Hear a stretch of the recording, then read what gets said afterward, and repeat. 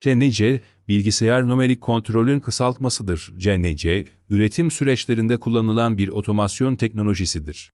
Bu teknoloji, bir bilgisayar aracılığıyla kontrol edilen özel bir yazılım ve donanım kombinasyonunu kullanarak kesme, delme, frezeleme ve diğer işlemlerini gerçekleştirmek için kullanılır. CNC makineleri, genellikle metal, ahşap, plastik ve diğer malzemelerin hassas bir şekilde şekillendirilmesi veya kesilmesi için kullanılır. Bu makineler, önceden programlanmış talimatlar ve kodlar kullanılarak çalışır. İş parçasının tasarımı, bir bilgisayar destekli tasarım yazılımı kullanılarak oluşturulur ve ardından bir cam bilgisayar destekli imalat yazılımı ile CNC makinelerine uygun hale getirilir. CNC'nin en büyük avantajlarından biri, yüksek hassasiyetle ve tekrarlanabilirlikte çalışabilmesidir.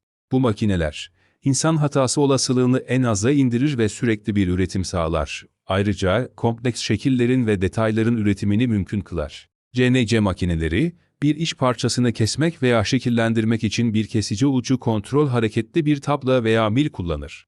Bu hareketli parçalar, motorlar ve hassas pozisyonlama sistemleri aracılığıyla kontrol edilir. CNC makineleri, programlanmış talimatları takip ederek, kesici aleti doğru pozisyonlara götürür ve işlemini gerçekleştirir.